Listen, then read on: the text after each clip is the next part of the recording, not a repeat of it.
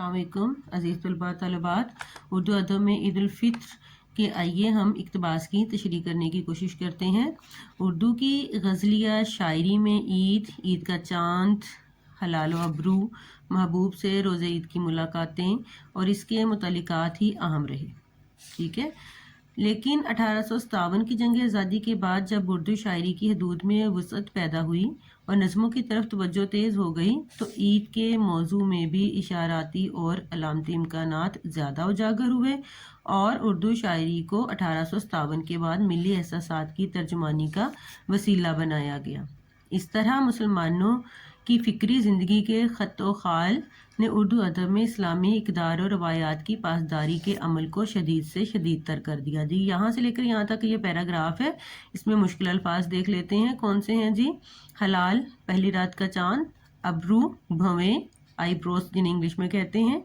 ठीक है, मुतल्लिकात, ताल्लुक़ रखने वाले, हुदूद, पाबंदी, वसअत, फैलाओ,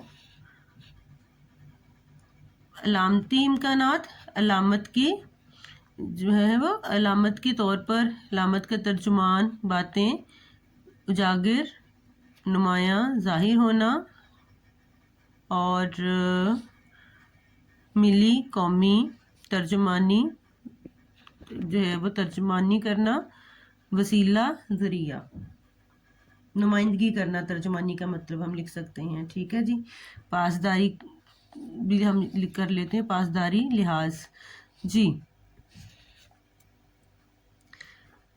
अब इस पैराग्राफ की तशरीह हम करते हैं।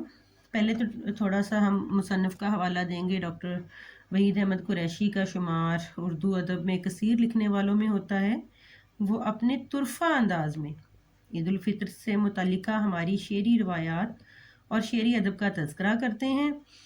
वो तशरीह तलब इक़्तिबास में बताते हैं, यानी किसी इक़्तिबास में वो बताते हैं कि उर्दू शायरी में ईद का तज़किरा मिलता है। जिस तरह हाली की तहनीत ईद उल फित्र इकबाल के यहाँ हलाल ईद हमें खुशी नहीं करता बल्कि हमारी हंसी भी उड़ाता है। उर्दू अदब में तज़किरा ईद उल फित्र एक लाजमी जुज़ की सूरत इख्तियार कर चुका है और उर्दू अदब में ईद उल फित्र के नए नए मौज़ूआत हमें नए सफ़र की सम्मत में हौसला अफजाई करते हैं। ये त्यौहार हर दौर में इस्लामी अदब का हिस्सा रहा है। ईद उल फित्र का त्यौहार जो है, ईद उल फित्र के त्यौहार को पहले एक मखसूस तनाज़र में पेश किया जाता था, मगर 1857 की जंग आज़ादी के बाद हर अदीब शायर ने ईद उल फित्र को मजहबी असासा के तौर पर पेश किया।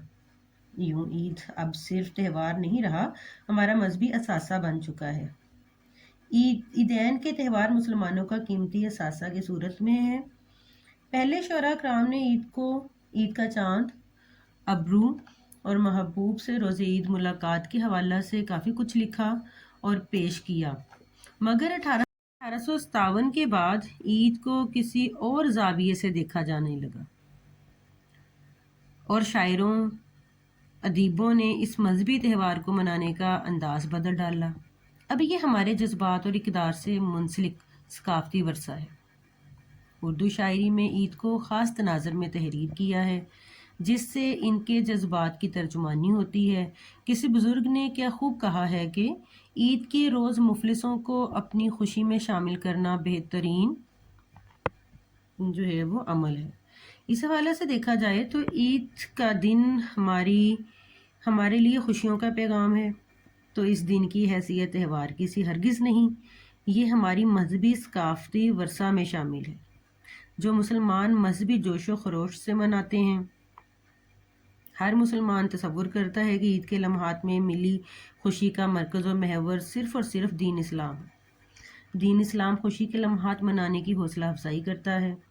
इस तरह से ईद हमारे जज्बात की तर्जुमानी करती है और हमारे साथ इन लाखों लोगों को भी खुशी मुहैया करती है जो अरसे से गमगीन और गमज़दा हैं।